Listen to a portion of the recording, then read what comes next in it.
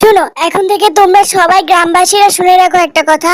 তোমরা এখন থেকে আমাদেরকে 40% করে খাজনা দেবে, আর এই খাজনা যদি না দাও তাহলে গ্রাম থেকে তোমাদের বের করে দেওয়া হবে। বুঝে গেছে আমার কথা? কিন্তু মহারাজা, 40% যদি খাজনা আপনাকেই দিই তাহলে আমাদের এই অভাবের দিনে সংসার কিভাবে চলবে? আর তাছাড়া খেতে ফসলও ভালো ফলছে না, কিভাবেই বা মহারাজা আমরা চলবো? আপনি এরকম অত্যাচার আমাদের উপর করতে পারেন না মহারাজা। কি আমার মুখে মুখে তর্ক?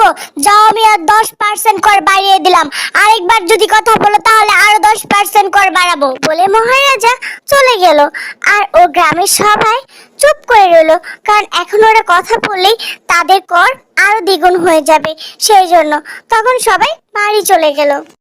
তখন গ্রামের সবাই এই নিয়ে আলোচনা করতে শুরু করলো, আর ভাবলো যে কি করছে রাজা মশাই। আগে যে রাজা ছিল সে তো ভালোই ছিল, এমন তো ছিল না। এই নিয়ে আলোচনা করতে থাকলো। এক পর্যায়ে কৃষক বলল, চলো দাদিমা, আমরা এখন গ্রাম থেকে চলে যাই, আর কতদিন থাকবো? তখন দাদিমা বলল, মা গো, আমি কিভাবে যাব? এই ছোটবেলা থেকে এই গ্রামে বড় হয়েছি, এখন কি আর গ্রামের মায়া ত্যাগ করে যেতে পারবো? তখন ওপাশ থেকে একজন বলল, এখন তো অনেক কিছুর দাম বেড়েছে, আর এত টাকা খাজনা দিয়ে রাজ্যে তো থাকাও যাবে না। আর মহারাজা আমাদের উপর এরকম অত্যাচার করছে, কিভাবে বা থাকবো? 50% কর দিয়ে কি আর রাজ্যে কি থাকা যাবে? চলো গিন্নি, আমরা একটু ক্ষেত থেকে ঘুরে আসি। আজকে তো আর সারাদিন খেতে যাওয়া হয়নি, দেখে আসি ক্ষেতের কি অবস্থা। এই কথা বলে ওরা দুজনেই রওনা দিল জমির দিকে। আর সেখানে গিয়ে দেখে এক অবাক করা দৃশ্য। হায় হায় গিন্নি, ফসলের সব জমিতে পোকায় খেয়ে ফেলেছে। হ্যাঁ, তাই তো দেখতে পারছি। এখন কি হবে আমাদের? এত ঋণ, এত কিছু কিভাবে বা শোধ করব? কিছুই তো বুঝতে পারছি না। আর রাজামশাই যে অত্যাচার করছে আমাদের উপরে, কিভাবে বা এত টাকা কর দেব বুঝতেই পারছি না। ঋণের বোঝা তো মাথার উপরে চেপে বসেছে।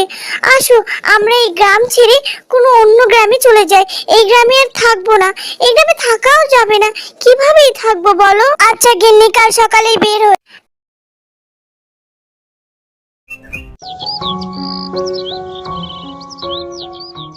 কতদিন হলো রক্ত খাই না, জঙ্গলে কোনো মানুষের বাচ্চাও পাই না। কবে যে খাবো একটা মানুষকে গায়ে মটকিয়ে। ওই তো দেখা যাচ্ছে দুইটা মানুষের বাচ্চা। যাই দেখার মটকে খাই গিয়ে। যাই যাই, তাড়াতাড়ি যাই। কতদিন পর তোদের পেলাম দুটোকে, আজ তোদের দুটোকে খাবো আমি। তোদের রক্ত দিয়ে গোসল করবো আজ আমি। হ্যাঁ, তাই করো, আমাদের মেরে ফেলো, আমাদের আর বেঁচে থাকার একটু ইচ্ছা নেই। হ্যাঁ গিন্নি, তুমি ঠিকই বলেছো, আমাদের মেরে ফেললেই ভালো হবে। ডাইনি, তুমি মেরে ফেলো। তখন ডাইনি তাদের জিজ্ঞাসা করলো, কে রে, তোদের এত দুঃখ কেন? আমি মারতে চাচ্ছি, তাও তোরা ভয় পাচ্ছিস না যে? তোদের কি ভয় করছে না? তখন তারা দুজন ডাইনিকে সবকিছু খুলে বললো।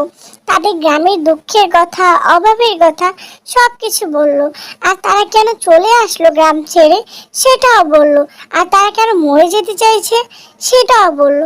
সবকিছু বলার পর ডাইনি বলল, আচ্ছা এই কথা, ঠিক আছে, আমি এর ব্যবস্থা করছি। তোদের রাজামশাইকে মজা বোঝাচ্ছি। দাঁড়া, আজকে রাত্রেই তোদের রাজামশাইয়ের ঘাড় মটকে খাবো। এটা বলে ডাইনি বুড়ি বলল, ওদের সব সমস্যা সমাধান করে দিল। তারপরে সবাই গ্রামের ভালোভাবে থাকতে শুরু করলো, শান্তিতে থাকতে শুরু করলো।